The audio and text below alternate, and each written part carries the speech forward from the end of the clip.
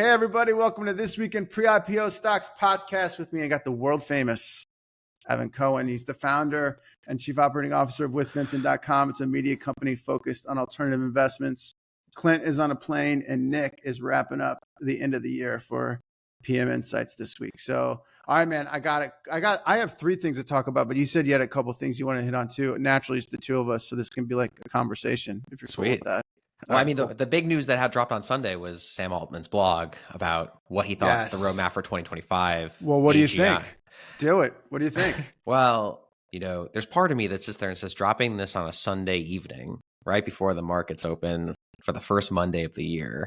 Right. Definitely interesting timing. Look, right. I think that everyone is very bullish on what AI will do in 2025. Last year was basically the hey, this is a real market. This is real. Everyone's investing in it. I think all the numbers went up and to the right. All the usage went up and to the right. And he said that he believes that AGI is in the 12-month pathway. And there was also that also during the holiday week, which was also just, conspicuous timing. They also said that they're turning it into a for-profit, which I know there was like a clause in their one of their previous fundraising rounds. So of course they drop it between Christmas and New Year's while everyone's in the Bahamas. Right. So, so I'm just thinking about all this stuff and I'm looking at them and be like, all right, so they did like $3.5 billion last year. They raised it at what, 180? Is that what we said? 180? 157. 157 was the last round. Okay. Yeah. So 157, sorry. And then, so I don't know. I think that he's setting the pathway. He's setting the target pretty high, but he's also sitting there saying there's probably going to be a lot of competitor news coming out this year, but don't forget about us. He did the 12 days of product launches, including the biggest drop, their new O3 model, and then also the AGI coming in the next 12 months. He's just basically saying prepare. This 2025 could be the year of OpenAI. What do you think? Yeah. Well, so I definitely think there's some salesmanship going on here. Definitely. So I agree with you. And I do think it's predicated on the fact that there's a couple things, they just launched that O1 Pro, right? The Pro version. And I guess that's like $200 a month. And he's saying that he also tweeted, Altman, that they're losing money on that. People are using it so much that they're losing money on it. So, they need to raise, so either they'll probably raise the price on that, obviously, right? Maybe after they let it get saturated a little bit more. But my point is that, he came out also and said that they need to raise more capital than they thought. Right. Yes. So which you had mentioned, I think we were trading emails last week. You had mentioned that. So if you need more capital than you think, then you definitely got to drive that valuation or you're going to start getting diluted. Right. Yeah. I mean, that's the math. That's how the math works. So I'm not surprised that he's trying to drive up that revenue multiple because I don't think they're still at a very high, relatively speaking, revenue multiple to what they're actually driving in from a revenue side. And I don't think the enterprise stuff has really kicked in yet either. Right. I think a lot of their revenue is kind of direct consumer, which is still great. Right. And I think that's, probably fairly sticky. I mean, so there's been a lot of other competitors around now for at least 6 months. So you think if people would have moved, they might have moved by now. But I mean, yeah, I'm not surprised if he's like, shoot, I need another $20 billion in the next 24 months. I mean, you don't want the valuation to stay at 157. You want that thing up to 200, 250, 300, however you raise it, right? So you're not totally diluting yourself. So I think that's got to be some of what's going on in his head, get the salesmanship going, right? Yeah. I mean, I think that they've benefited over the last 2 years of having, I don't want to say first mover advantage, but brand advantage, right? OpenAI really, ChatGPT is the verb, even though there's a million other, and I think that they've had a lot of advantages of that, and it's allowed them to increase that valuation super high. We've talked about it on this podcast, though, that I have always felt that it was very expensive compared to the market. The market is catching up. We talked about XAI raising, and some of the other ones are raising too. But I do believe that they're going to have some headwinds in the media this year. I think Sam was trying to get ahead of that. I think he knows that Elon's coming for blood. No, without a doubt. The lawsuit, the conversion from a charity, 501c3 to a private for-profit company, obviously not the same thing.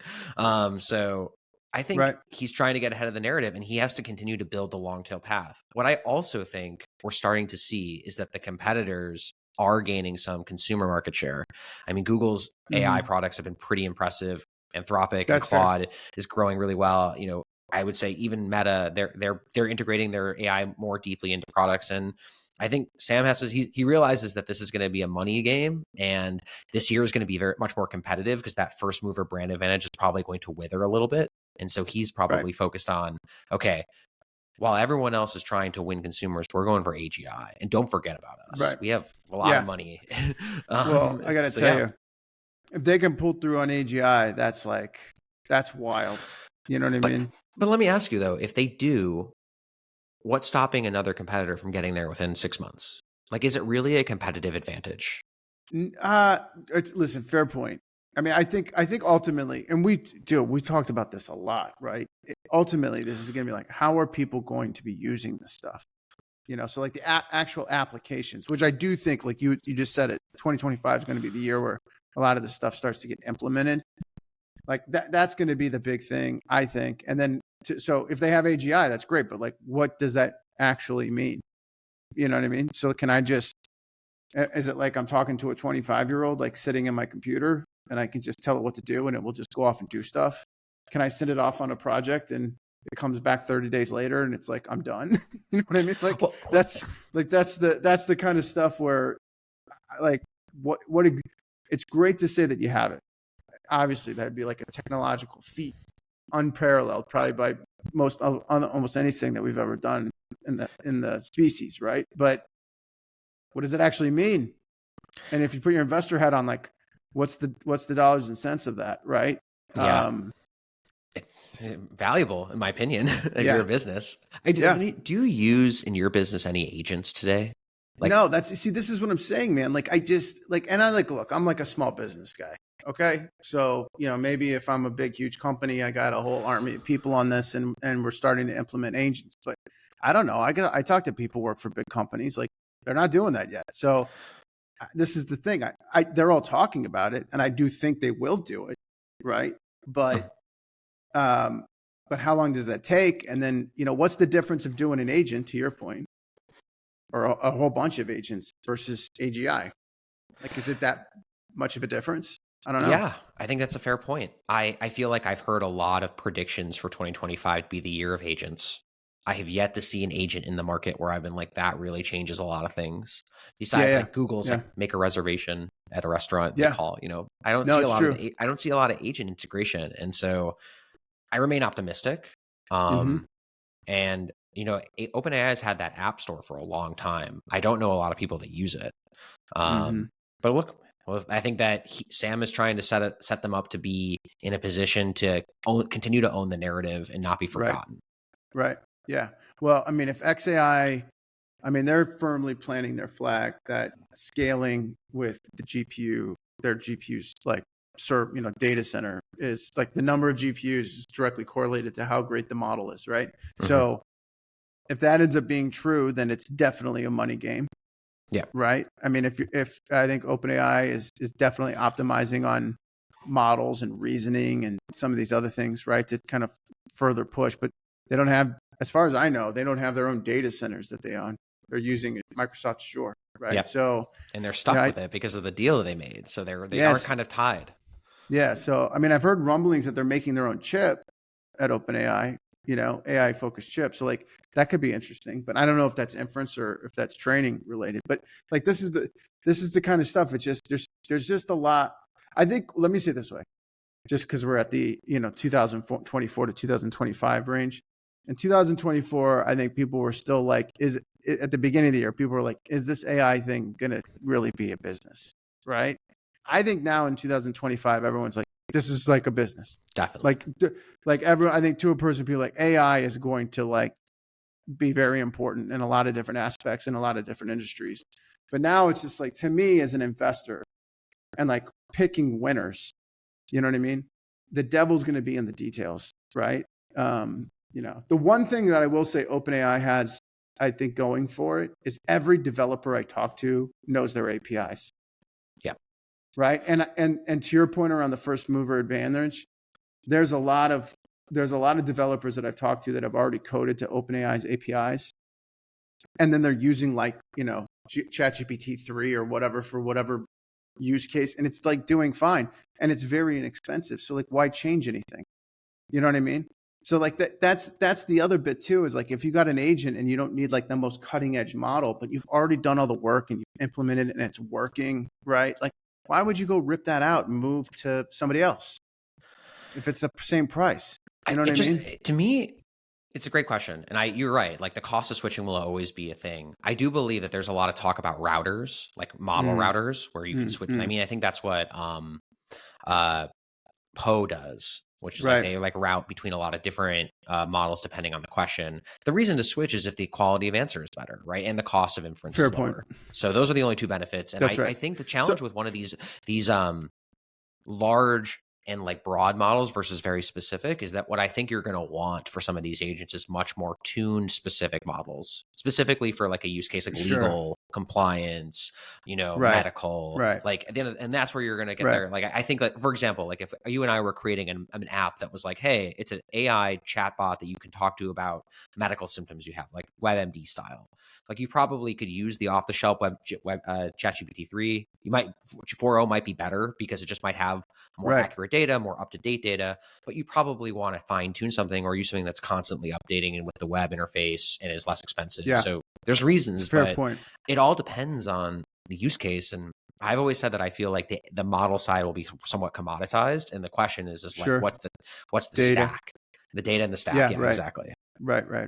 Yeah, look, I'm nothing has shook me from the position that there's going to be like 4 or 5 of these AI large language model I call them AI platforms, right? That will be like winners. I think it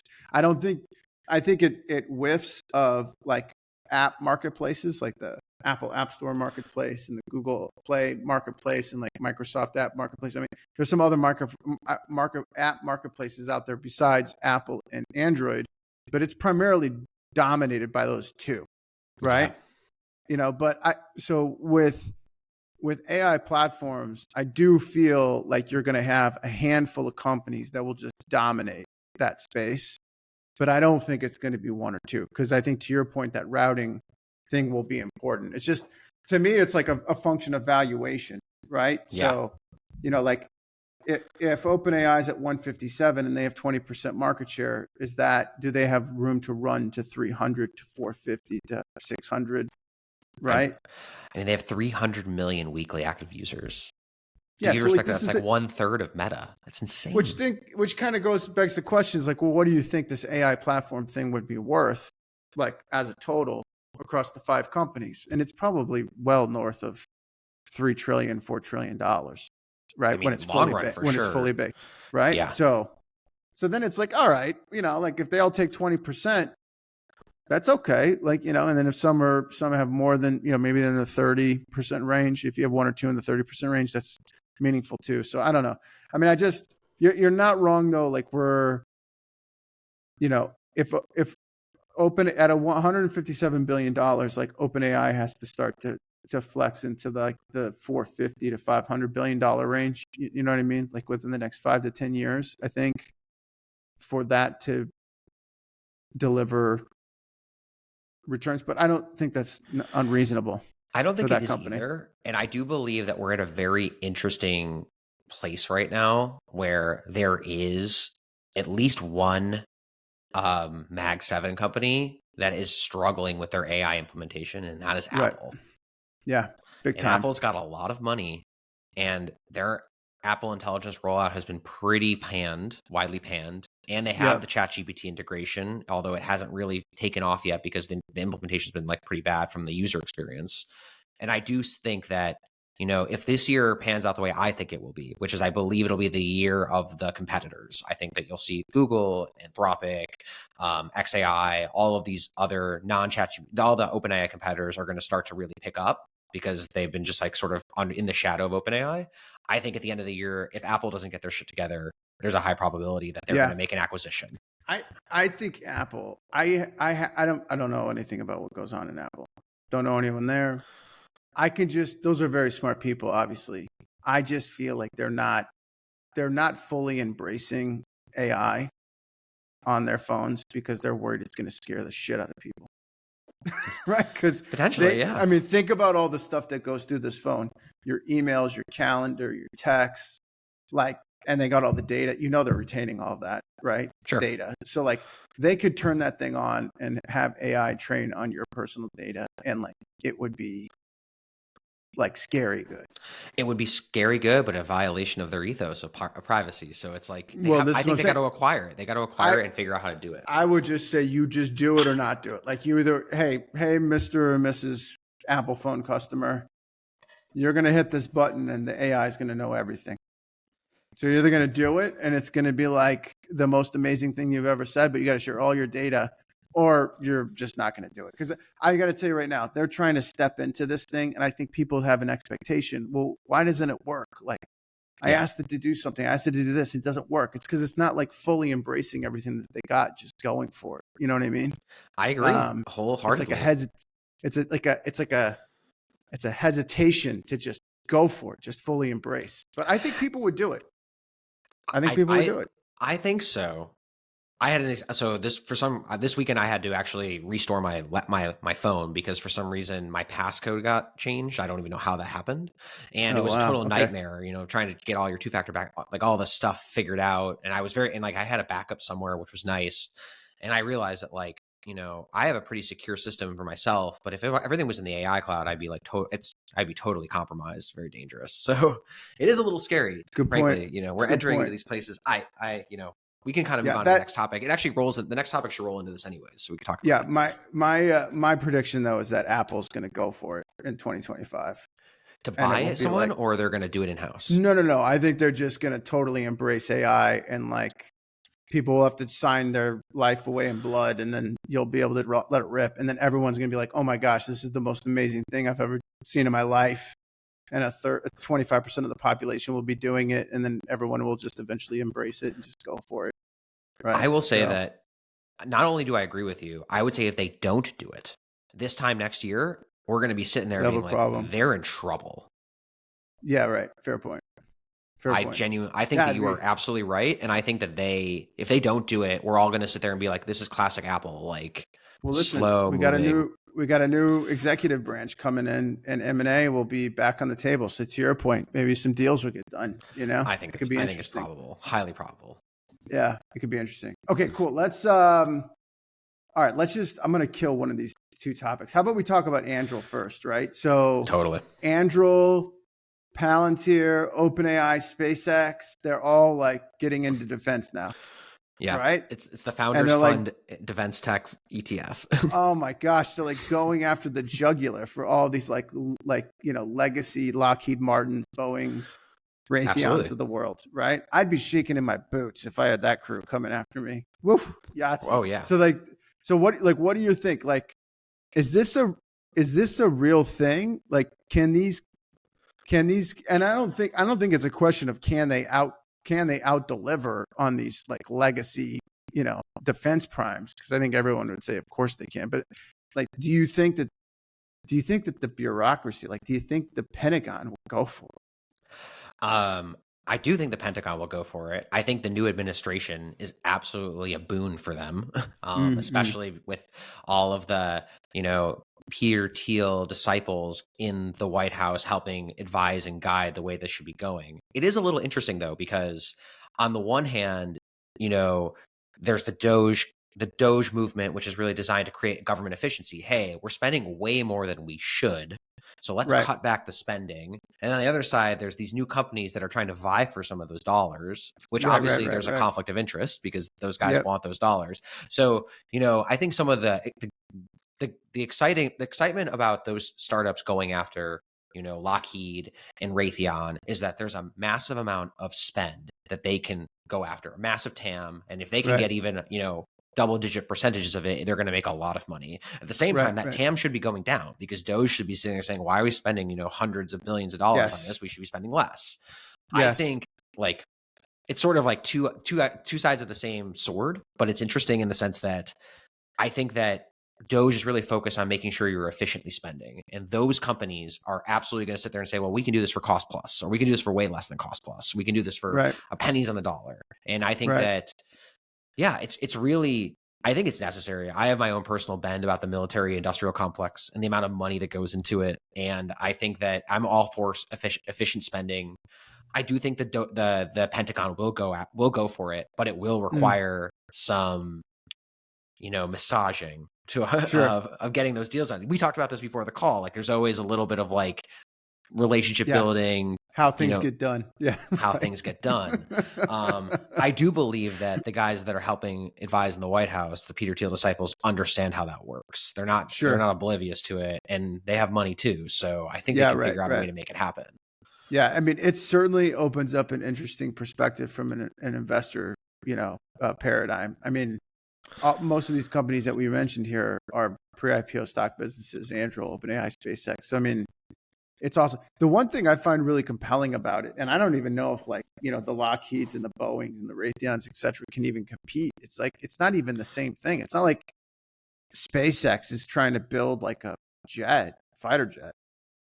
You know what I mean? Not yet. Or Anduril's not trying to build a fighter jet. Anduril's like, I'm going to throw 1,000 drones up in the air and we're going to swarm you. You know what I mean? It's like a totally different way of engaging and executing military strategy. So it's almost like if you're the Pentagon, I don't know if you have a choice. I mean, you read about what's going on in Ukraine and how like the Ukrainian army is using drones, and they're like, it's like material advantage. And those things cost like a couple $100 to make.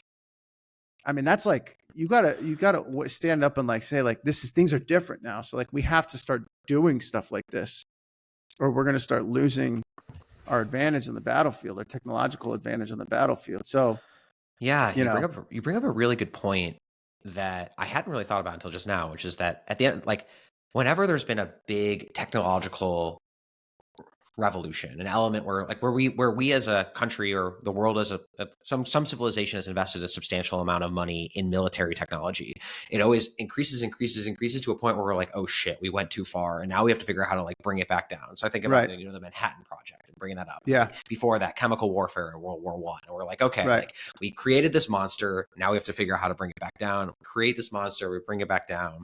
Right. I feel like the drones is that scenario where we're like, okay, sure, we're about to create a monster, all of this new technological warfare, and now we're gonna be like, we've created a monster, and at the end of the day, robots with autonomy and weapons are a wild thing. Terminator. Yeah. It's scary. So on the one hand, as an investor, I think that these are massive opportunities to make money and generate returns on. At the same time, it is a little concerning, but better than Raytheon doing it, right? I mean, it's going to be interesting to see. It'd be interesting to see how some of this stuff plays out, especially around, I don't know. I just like the specifics of it. I find it to be very interesting. Like, are you going to put a gun in a humanoid robot's hand and send them out on a battlefield to fight other humans? Right. So like, there's going to be a whole slew of like interesting, like moral questions that will probably get addressed. But needless to say, I do think that,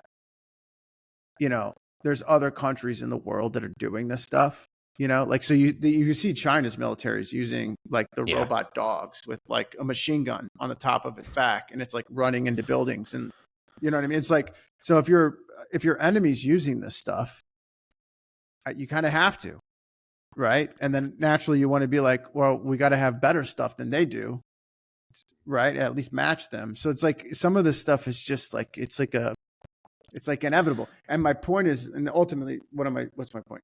I don't think Lockheed Martin, Boeing, the rest of these guys are going to be able to like keep up with the pace of innovation. No way. They certainly have, as far as I know, they have no AI capabilities at all.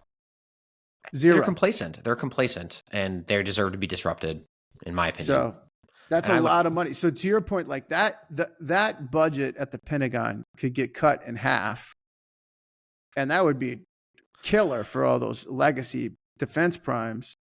But then all these new players coming up, that's an unbelievable amount of revenue, right? If they could capture healthy market shares of that absolutely. I mean, that pool. It's a perfect two-step situation, right? First step, hey, Pentagon budget, we're cutting you by double-digit percentages, 25, 30%. Great. So now we have to figure out how to do what we do and more with 30% less. The first thing you're going to do is go to, okay, well, how can we cut budget? We're going to go to the players that think they can do it less expensive, but just at the same quality or better. And that's right. what'll either happen is Lockheed will say, oh, we'll do the same thing for 30% less because they have so much margin baked into their business. Or they're just going to be like, well, why, if we were paying you 30% more before, like you've shown bad faith. Let's just go with the guys that can do it for pennies on the dollar, make way better. These guys are going to be massive. Like Palantir is going to rip. OpenAI, I think, will do what Anduril is just going to be a total monster. Like that thing is going to go bananas. So, as an RIA, I imagine you're telling your clients like, hey, how much exposure in your traditional portfolio do you have to this sector? It's hard. Like historically, it's really hard to get, because most of those LP agreements in the last 20 years have said you can't do this sort of technology. You can't invest in, these are non-investable sectors. So I feel like there's a ton of under exposure in the capital markets to it. For sure. Which means that the money's going to flow in. Yeah. I mean, like I think the investment thesis is there's a whole new suite of defense primes coming up the pipe, and you should own those. Own them. Right. Yep. So, that's going to be an interesting business. Okay, let's hit on one more real quick. So, and then we'll get out of here. We'll do like 5 more minutes, right? Cool. All right. So Vultr is a cloud computing business, right? I think I'm saying the company name right. Vultr, yeah. Right? Yeah. So they just did they raised $333 million at a $3.5 billion valuation, right? Yeah. So that's pretty big. And they got basically GPU clusters. So, but they're using AMD chips as opposed to Nvidia chips. But the reason I wanted to bring this up and talk to you about it is a couple things. So one, like you have Vultr, you have CoreWeave, right? And then of course, like Grok's got its own cloud computing business, which is inference, and Vultr's focused on inference, right? And then, but then you also have like, the old school players, like, the traditional players, right? The Google Clouds, the AWSs of the world, et cetera, Microsoft, sure. So what's interesting to me though, is that these smaller players are popping up and like generating, they're like driving business. Yeah.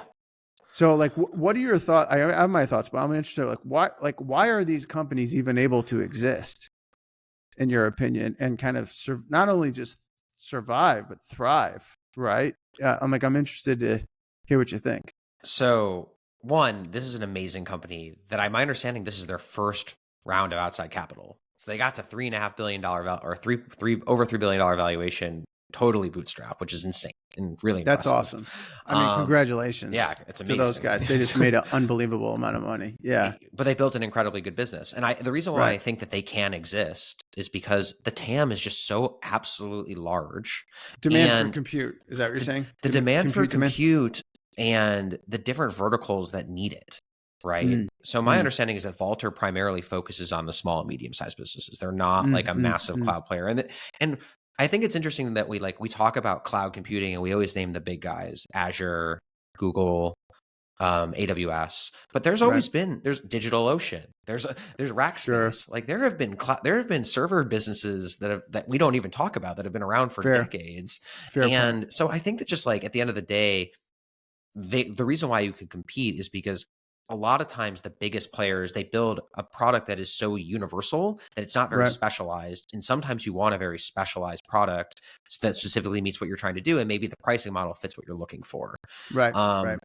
For AMD, my understanding here is that this is their hey, we're trying to create a strategic alliance to go after Nvidia. Nvidia's got all the big names on their side. They've obviously got the technology advantage and the patent advantage. AMD's sitting there saying, okay, we need to have our CoreWeave. We got to get it's ultimately at the end of the day, an extension of their sales force, right? It's someone else selling their products so that they get the infrastructure layer advantage and they continue to grow. And look, the TAM for compute and the TAM for hosting is so large and it's just continuously growing that, I think that there will always be more and more customers on a global scale that will want to use some competitor. And you just got to figure out where your surface attack area is and we'll go for it. Yeah. I mean, I think the greatest job on the planet, in the last 12 to 18 months, and probably even going forward for the next couple of years, is head of sales at Nvidia, head of sales at AMD. Talk about no outreach. You just decide who you're going to allocate. The factory can only crank out so many of these things. So where are we going to sell them? Right. It's just the most amazing thing. So I mean, that's what I'm saying. I actually almost wonder, there's so much demand for these chips. How does a Vultr get the chips, and that's AMD's investing in the company. Yes, it's always right? it's the quid pro quo. Yeah, man. But I got to tell you, like, if you're like the AMD guys and the Nvidia guys, it's like very smart. It's like, oh, we got so much demand. We got pent up demand for years in advance. Like, why don't we get a taste? Like, we're going to allocate X% of this to this small company. They're going to go from 0 to 3.5 billion. You know, like, why don't we participate in that growth? Right. I mean, I think it's a very smart corporate strategy to take advantage of that. I 100% agree. And the TAM is just, as we said earlier in the podcast, like the TAM is just so big and it's just expansive. And compute is, the demand is so, like, it's just like there's not enough supply to meet the demand. So you can just crank out more and more competitors, because at the end of the day, like, someone's going to use it. These are these AI infrastructure plays, right? Which I think are so interesting, because I mean, you can like, there's a lot that goes right with a company like this, right? So, you know, one, to your point, the TAM, the demand for compute, like all the stuff that we were talking about, how businesses haven't even really started to pull this stuff through yet, right? So like that supports the demand, you know, kind of the demand opportunity and kind of the compute, the need for compute or the lack of thereof, like going into the future. And then, you know, like, but then how, if you're going to invest into one of these like newer companies, newer cloud providers, how do you know they're actually going to get the chips? Like, how do you know they're going to wiggle their way in and like grab some of these things so they can continue to grow and like, and expand their business? And because their investors are the companies making the chips. Exactly. Like, I see, like, that's where you start to like stitch together an investment thesis. And you're like, okay, if I'm going to pick some winners here, like that's one that I think would win, because that thesis stands up. And, you know, as long as like a CoreWeave keeps having that strong partnership with Nvidia, a Vultr with AMD, you know, or like a Grok, which is making their own chips, right? So that's what I would say. There's obviously they could have potentially 100% market share if they needed to of their own chips, right? To facilitate that.